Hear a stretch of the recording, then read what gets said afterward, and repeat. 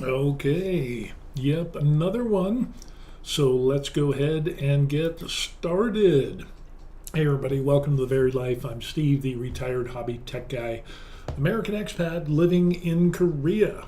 Yeah, we picked up, sold everything, brought a couple of suitcases, and boom, we ended up landed here in Korea, where me and my beautiful better half reside.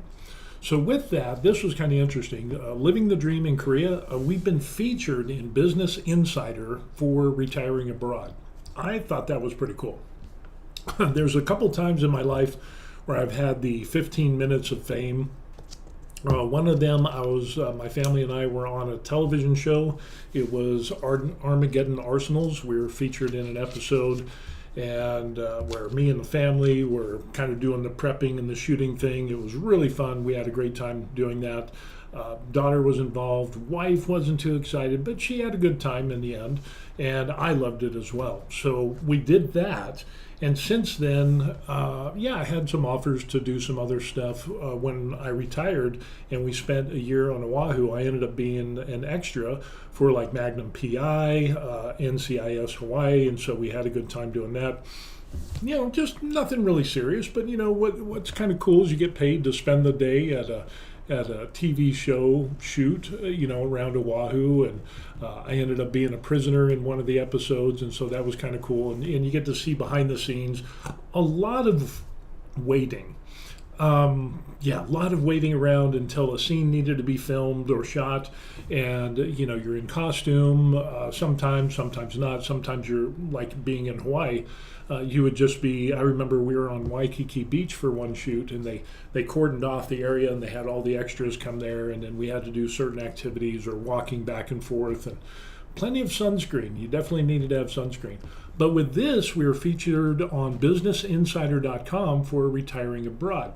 The link is in the description box down below, but if you click the link, you might run into this limited access. So it's kind of a thing, and if you refresh it, you get to see my little face a little bit. But with that, the interesting thing is the lady who interviewed me. We did like a Zoom call type of thing, and she sent me the article in full. So there it is. U.S. Army vet thought he'd work into his 70s and moved to South Korea, gave him the freedom to retire in his 50s. And so this is a considerable article talking about how we retired, what we where we considered going, and little shots of our apartment and stuff like that. Some of the benefits, some of the costs that we did, and I've went over all of this on the channel. So if you want to get more detailed information, just like and subscribe to the channel. Even highlighted some of my hobbies of resin printing and painting that I learned how to do, and that came out to be about 9 pages. So thank you for that little deal there. I thought that was by Amanda Go. So that ended up being a cool little thing. And the other great thing about that is, even though it's a subscription thing to get on to Business Insider, they did leave links to my YouTube channel. So I really appreciate that, and hopefully that will drive more people to the website to check us out. And because apparently a lot of people don't retire overseas. Now that number is growing, but it's not by leaps and bounds. But with the economy the way it is and the high expenses in the United States, people, like when I worked for the state of Colorado, there was people that were planning to work into their 70s before they could retire, 70, 72, 75. There was a number of people, unfortunately, that passed away while they're working towards retirement. And that's distressing, because you would talk to these people and they didn't really have a life. It was just doing the 9 to 5. They're plugging in, they're punching the card, they're punching in, punching out. They're kind of miserable working for the state, and I worked for the Department of Corrections, so that's a high stress environment on top of having to do normal work. And I thought the military was a little stressful. The Department of Corrections was even more so, because you deal with inmates, criminals, and granted, what they're doing. You know why they're there, and they're going to try to get over on you, but at least they're consistent. But the staff in some of the Department of Corrections have, let's put it, they're not the cutting edge employees when it comes to professionalism. You have all these criminals, and you're more worried about the staff than you are the inmates. The inmates pose a threat, a physical threat, and so on and so forth. Being in the military, I had the professionalism and the demeanor to deal with, training, teaching soldiers. There was a lot of veterans that were in prison as well in the state prisons that I worked at. So I kind of had an affinity towards them. And once they found out that I was a veteran and a retiree, and then working for the state, that was kind of interesting. But yeah, that was a high stress job, and a lot of people kind of rambling.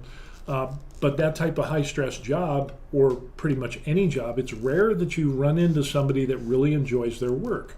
So when you talk about working into your 60s, into your 70s, or hell, surveys even say that there's people that are not planning to retire at all in the United States because they can't afford it.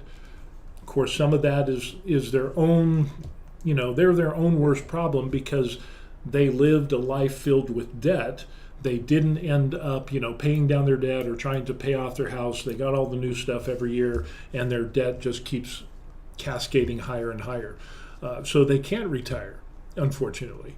They don't have the financial responsibility or accountability to work towards retirement, and so they end up working until they die, which is very unfortunate because a lot of these people were, there are some good people out there.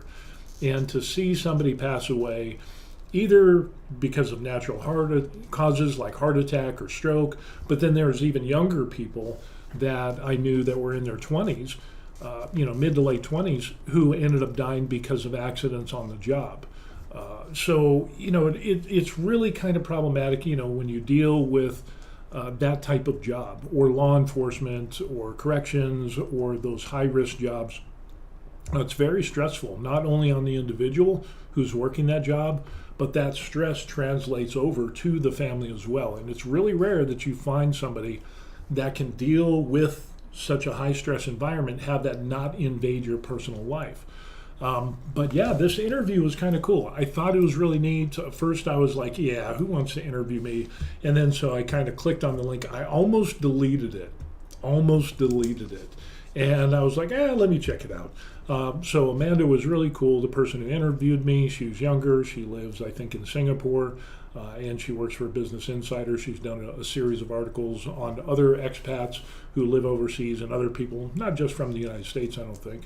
But I liked how the article was. It was kind of a more in-depth interview than what I thought. There's 9 pages on that article, so it's a sizable article. And we had a very detailed interview, asking questions. Well, how did you start, and what were you doing before and during and after, and the whole 9 yards? What did your wife think about retiring to Korea, retiring early, and what did you miss about the United States? So it really was more of an engaging conversation where I was able to open up and share some information that I think was way more than what I had seen in other things. Faritha says, great achievements, congrats. Well, thank you very much. I appreciate that. I thought that was pretty cool, to be picked out, and she had ran across me because of my YouTube videos. So, that's kind of cool, that validation and stuff for, picking up and moving and retiring early and, being nervous and a little bit doubtful and questioning yourself as whether, was this really a good idea? And for us, our personal situation is that we probably wouldn't be able to retire until I was close to 70. And it was like, yeah, with the rising expenses, it just didn't fill me with a lot of joy. And even though I had a really good paying job with the state of Colorado, and we had worked our way to be debt free, so we didn't have any credit card debt. We pay those off every month, no car loans, no house mortgage or anything like that. We still saw with the rising increases every single year, property tax and all that, it just didn't look good for retirement. And then we found out the possibility of retiring overseas. So that sparked the curiosity in me and saying, hey, well, let's check out some of these countries. And of course, my wife, who used to be a Korean citizen, became an American citizen. We found out that we could return to Korea with a special visa, an F4 visa for my wife and an F1 visa for me. Fartha says, it's always that odd connection that brings these opportunities. Yeah, I mean, who would have thought my little channel, in my little insignificant channel that I think at the time, I don't know if I was monetized yet. I'm still within the first month of being monetized or whatever, so it's not like I'm going to be rolling a dough. I think I saw an estimate, it's like $10. So, I'll be able to buy coffee or, some coffee beans and fuel my espresso addiction. But yeah, it's kind of strange, thinking how far reaching this is. And somebody who lives in Singapore and sees something on YouTube and reaches out and an interview ensues and you get to meet people from all over the world, which is really cool. So yeah, it was just that odd connection. It was really odd.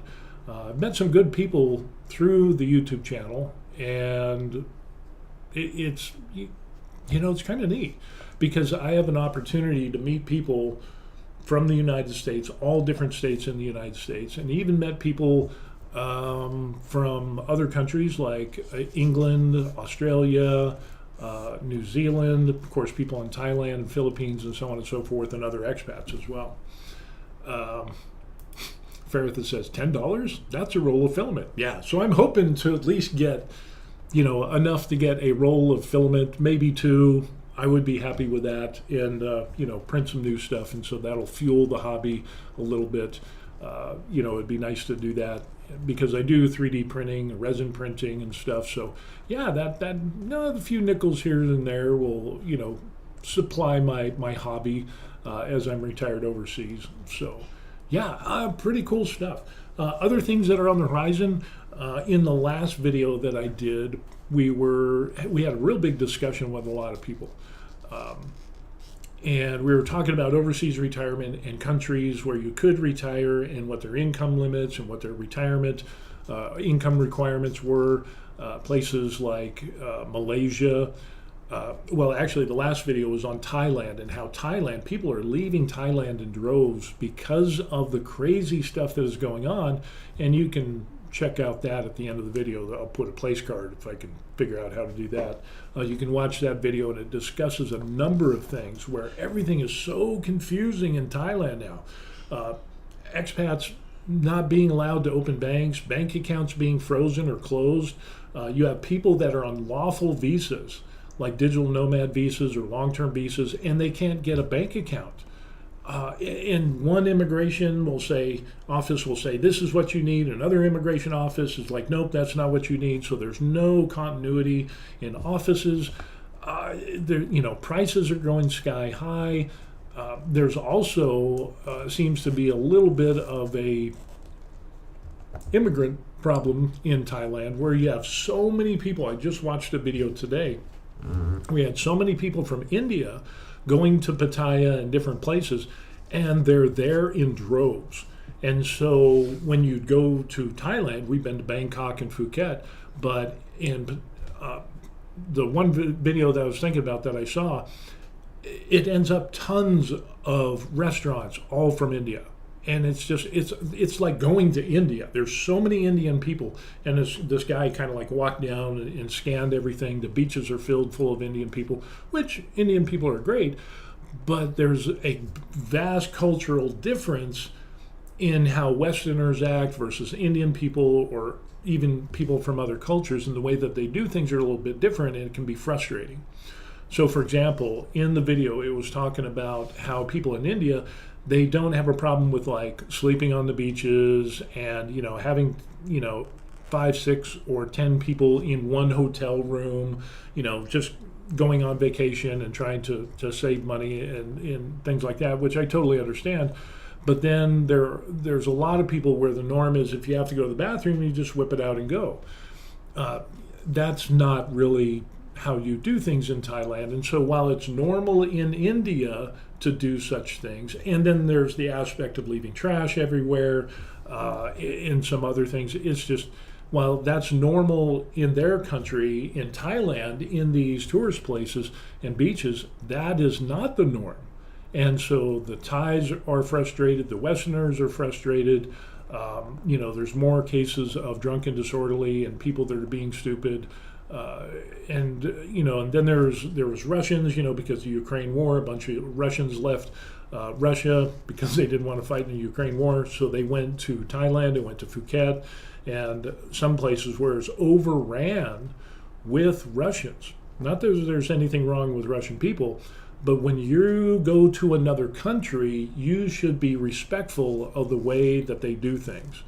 And unfortunately, there's been a lot of people that weren't respectful to the locals and the nationals, and it really put a bad light on Russians and foreigners in general. And Thailand, the country of smiles, ended up not smiling so much anymore because of the stupidity of some people. And kind of like Vitaly in the Philippines, we had kind of a similar instance, not of nuisance streamer, but people being nuisances and just being rude and mean and forgetting that they're a guest in Thailand. So yeah, it's very problematic. And so Thailand, combine all that with the problems of Thailand, what we're seeing is that, Thailand is becoming a place, unless they get their collective stuff together, there's a lot of foreigners that are leaving. And that's going to be huge, because it's not only going to be just the expat and the retirees, it's also going to have an effect, and has already had an effect, on tourism. And then there's the defamation laws. Again, watch the video that I did. It'll be at the place card at the end of the video. But yeah, it's just very, very interesting, and kind of interesting on how we picked where we wanted to retire. And granted, we had a little bit of an edge on that, because Korea doesn't really have a retirement visa. They do have a retirement visa, but you have to put in like $500,000 or more into a Korean business or investment or whatever it is. That's far out, way beyond our budget, and the majority of people I know in our age and demographic. The other thing, there is an F513 visa, but you have to be like 60 years or older. You have to make twice the GNI of Korea, which is around 72 grand, depending on the exchange rate. And that application takes about 9 to 10 months to get approved. So it's not as user-friendly as what Thailand used to be. Now it's all kind of crazy. There's people that are having problems that never had problems with trying to extend their visas or renew their visas. People that are digital nomads, long-term visas, it's just like there's too much hassle.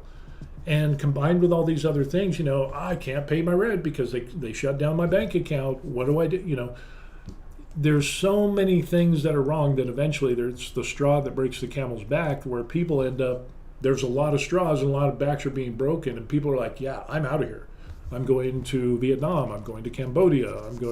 Granted, Vietnam doesn't have a retirement visa, but they'll do the border run jumping and things. But there are other countries, like Philippines, Malaysia, and there's been some big changes in Malaysia for their Malaysia My Second Home program. The federal version, I'm kind of going off onto this, a little bit of a rant, but the federal My Malaysian Second Home used to have an income requirement of about $1,200 or $1,500, and then they bumped that up to like $8 grand, and which is insane. So they want high value people with a lot of money, but they're just gonna not approve anybody, and there's no way that they can do it now. The people that were grandfathered in are safe, but now the new people in the federal MM2H program, you have to have $8 grand a month USD, and the majority of people don't have that. So they're going to be losing a ton of money. Think about it. You have a person who makes $8 grand a month. Awesome. They got to pay rent, they got to pay groceries, they're going to go eat out, they're going to have a car, all the basic things.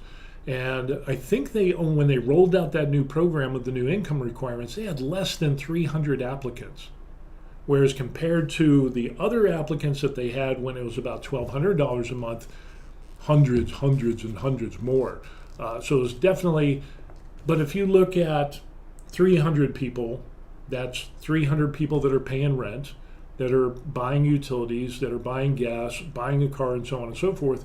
But you cut off all of these people that are like $1,200 a month up to $7,000 a month. That is income loss. That is a lost opportunity, because now you could have thousands of people that have to pay rent, have to buy utilities, have to get a car, have to fuel that up, have to go out and eat, and so on and so forth, and gym memberships and all of the stuff that's involved with daily living. It's like they shot themselves in the foot with this. And granted, I kind of understand the mentality is that usually the higher the income, the more well-behaved expats you get, but that's not always the truth. But generally, it's kind of like renters. If I was involved in investment real estate and had rental properties and stuff like that, and the low-end renters generally, people with the low credit scores, you're going to have more problems statistically with those type of people than people that have great credit scores. So screening your tenants is very important. And I think the same thing kind of applies, is that there are certain rentals that you can get, and once you go past a certain amount for a rental, you'll have way less problems, you'll have better tenants, and the same thing applies of being an expat overseas. So I kind of understand why the Malaysian government would want to do that, but I think they went too far. It was a knee-jerk reaction, and they're going to lose a lot of cash, because the baby boomers and my generation, I'm going to be 59, make up the largest demographic in the United States and a lot of other countries, and there's a lot of money to be made. But they just basically cut that out, so the average person retiring with Social Security won't go there. They'll go somewhere else and spend their money. So I think Malaysia really shot themselves in the foot with it.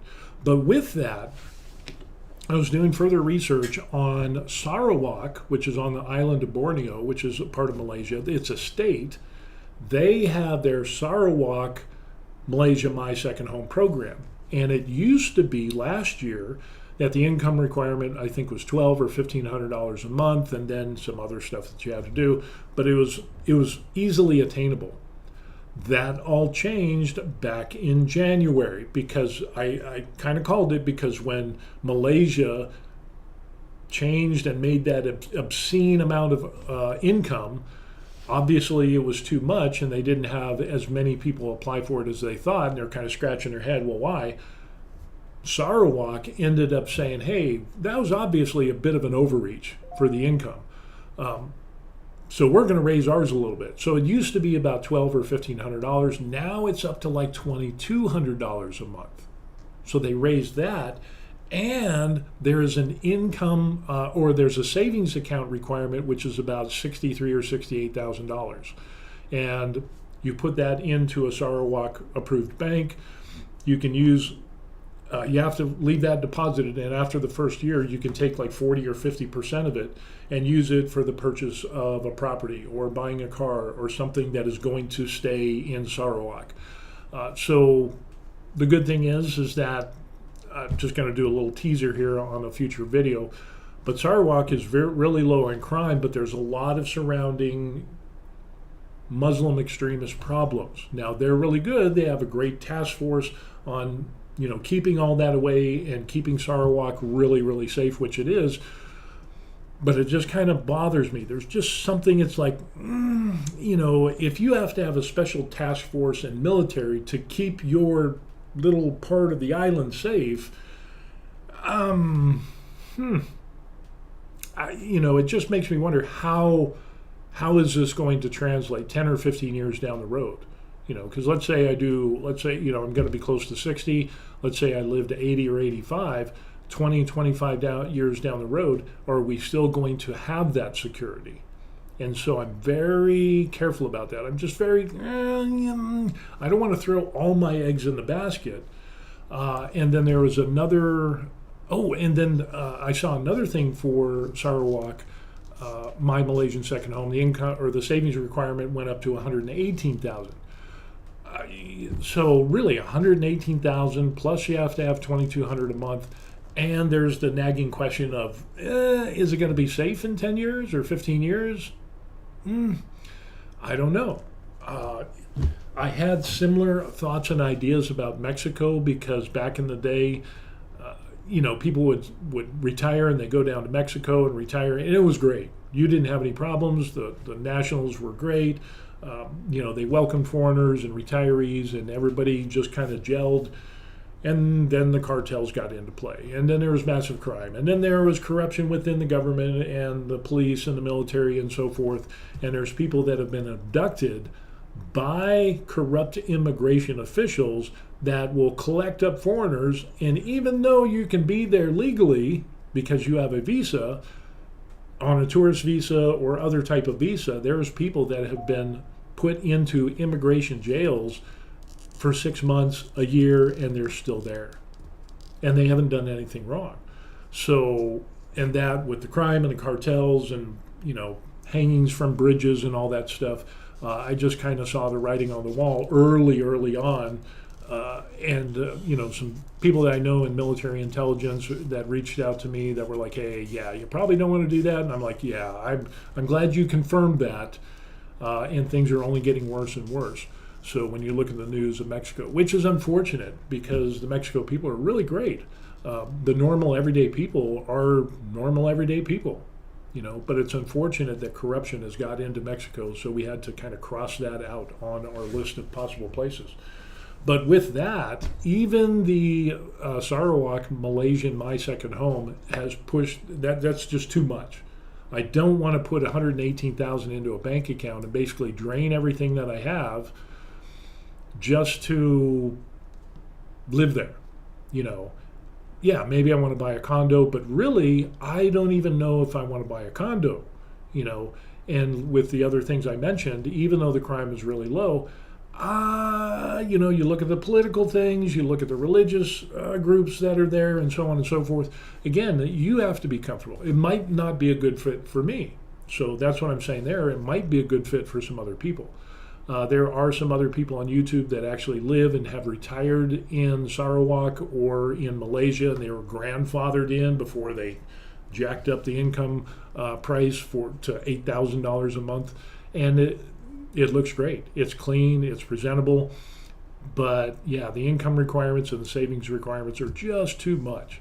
And I think Malaysia is going to lose out on some money there. But I understand kind of the thinking that they want vetted expats and retirees, and a good way to do that is those people that make a lot of money in retirement. Those are generally the type of people that you want.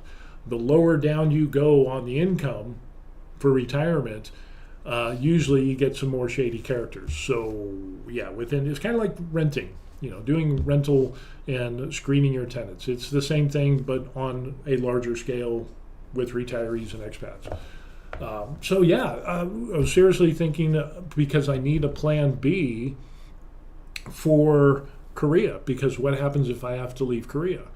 Well, Sarawak was one of those things until January, and the new prices came into play, and it was like, well, that kind of knocks that out of the water. So Malaysia's out of the picture for now.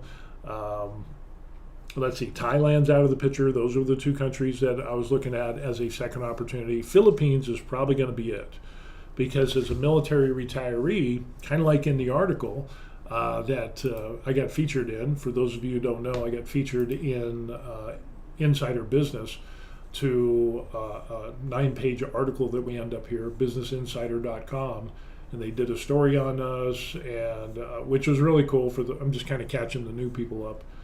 It was really fun, and they even did some of my artwork.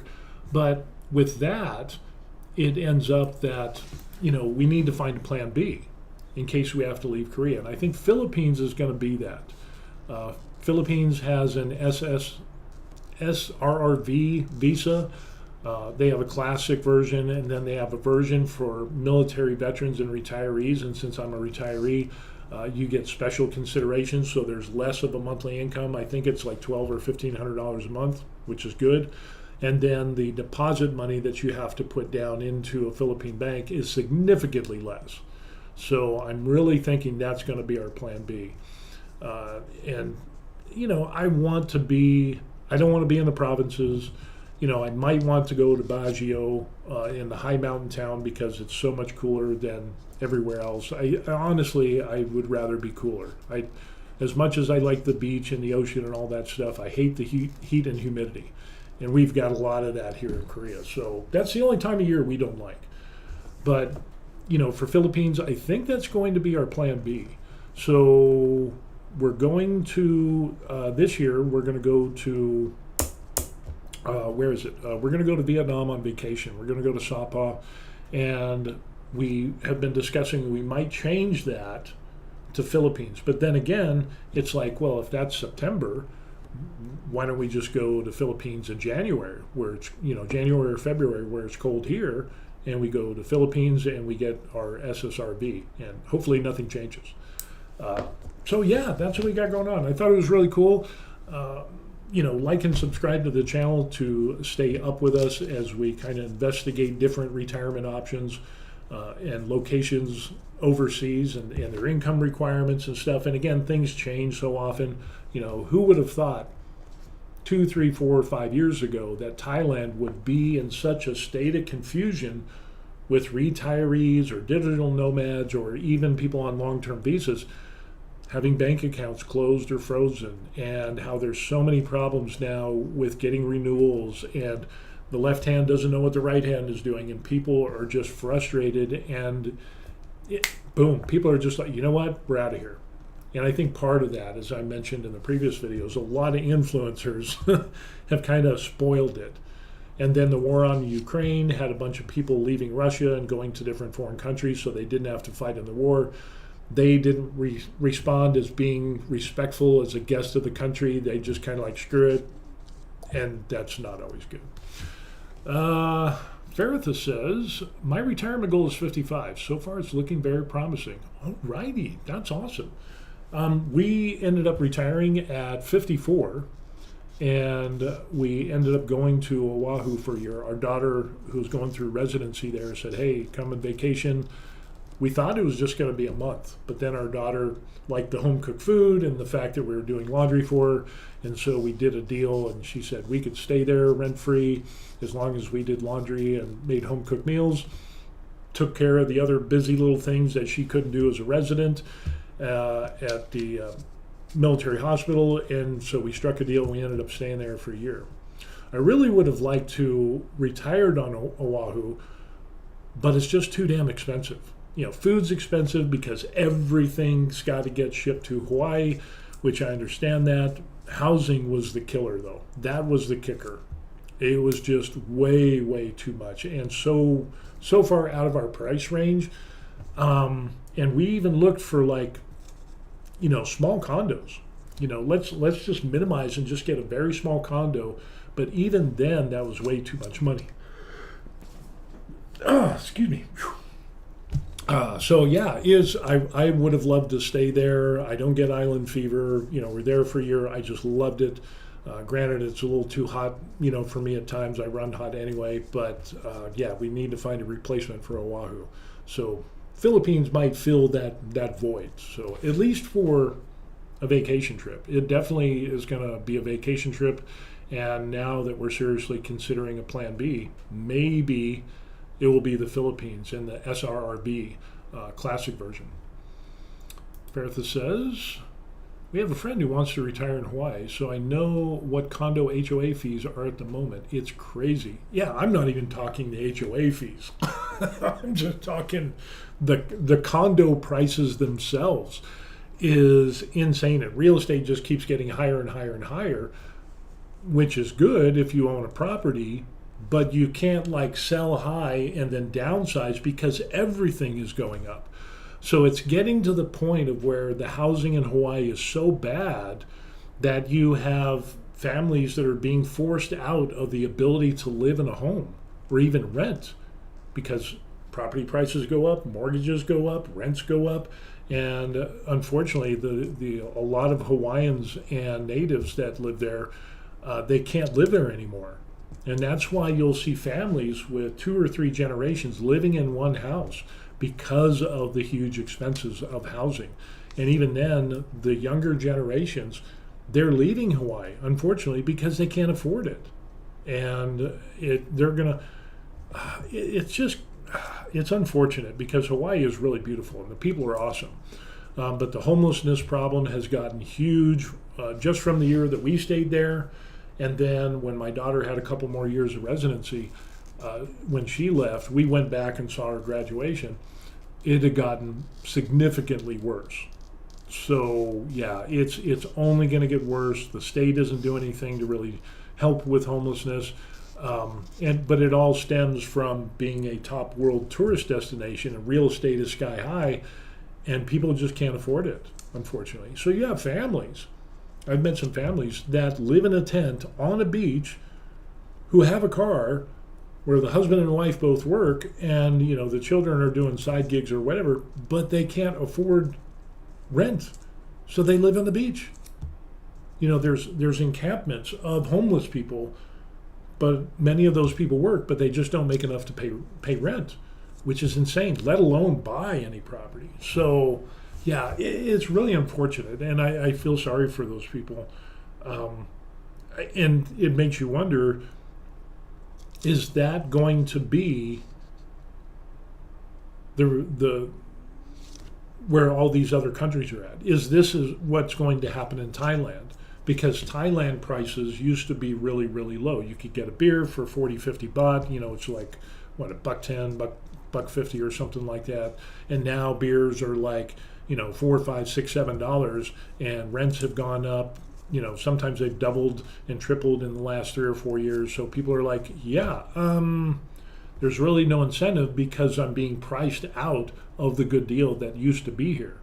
So it kind of makes me wonder how long countries like Philippines and Thailand and other expat and retiree friendly places, how long is that going to last?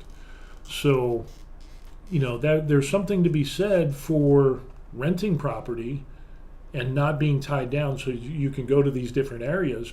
But if you do find a country where you go and you're settled and you're good and you want to stay there for the rest of your life, however long that is, and you buy a condo or, we bought our apartment here, to be able to have that paid off. So regardless of what happens in the economy, we don't have a mortgage. And if we're debt free, aside from our little, apartment fee that we got to pay every month, for the maintenance and the cleaning and the landscaping and so on and so forth, which is, let's see, it's about 147,000 won, which is about $13.50 exchange rate, which comes out to about $110 a month. And the increases for that are really low. And the property tax is for our four bedroom, two bath apartment with underground parking, has some amenities, a gym and great grounds, landscaping. All of that comes out to, that $110 a month. And what was the other thing I was going to talk about? It just left my mind. It just slipped me for some reason. Apartment fees, property tax. Property tax was it. Our property tax is about $16, $18 a month compared to what it was in the States, which was going up $100 minimum every single year. And so when you do those projections of saying, hey, well, I'm getting close to retirement and I have 10 or 15 years, and you start doing the math and seeing what expenses have gone up on average per year over the last 5 or 10 years, you can kind of project what your expenses are going to be, and it was a dark future for us. So yeah, the overseas retirement was good. So the good thing is when you're retired and your place is paid off, that is the biggest expense that people have is their housing.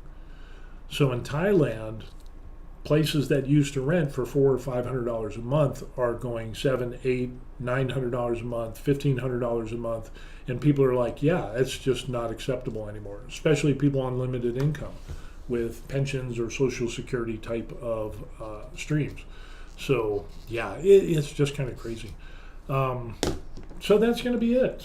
It's about 9:50 in the morning here in Korea, so we're kind of doing that, and I'm getting hungry. I'm getting very hungry.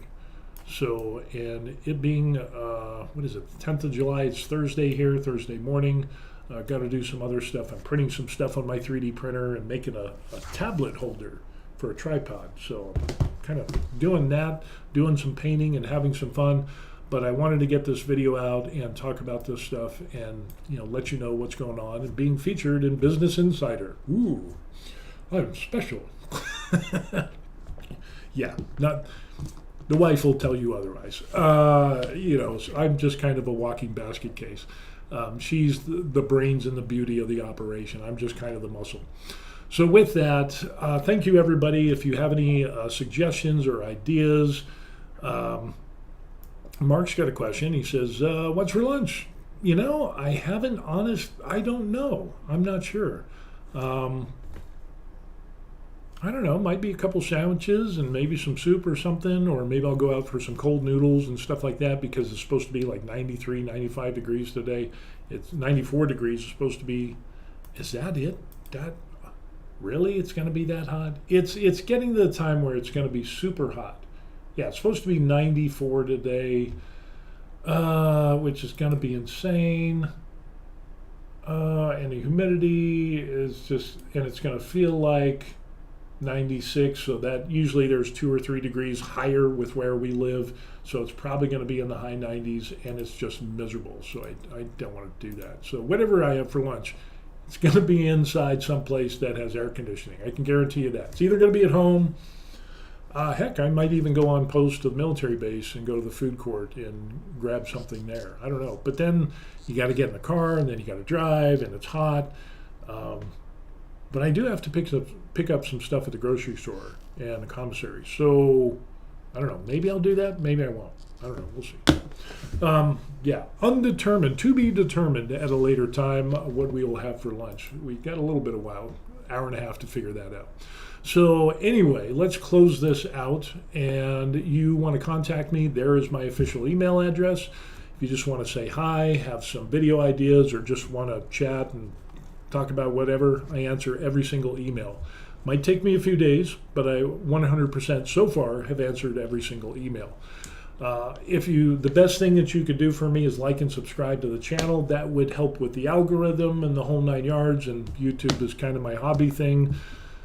So that would help me with my hobby and keeping me sane here in Korea by hitting that like and subscribe button. That would be good. For other people, you might notice the scrolling ticker. The people that are awesome are people who have donated coffee to me. There's a link in the description box down below, which is kind of neat. You know, I've had people come to Korea. Well, we've met, we go to coffee shops, they buy me coffee. And a while back, somebody says, well, why don't you throw up a buy me coffee thing? And I'm like, what are you talking about? People come and we meet and we have coffee at Pascucci or, you know, local Korean coffee shop. And it's like, no. There's this thing where you click on the link and people can buy you a coffee for like $5 a coffee. And I thought, really? And I like, nobody's going to do that. But all of these cool people down here have bought me coffees, and many of them have bought me multiple coffees. And you could be one of those too. But if you don't, I'm totally cool with that. Just like and subscribe to the channel. With that, we're going to close this video out. Thanks for the conversation and talking about what we did and the little discussions that we had. Ferithus, thanks for showing up, and good seeing you and having the input. Mark, you as well, and the other people that are watching. We'll just have to see you all in the next video. So thank you for watching. I appreciate that. Peace. Good stuff. Yeah, who knew? Who knew?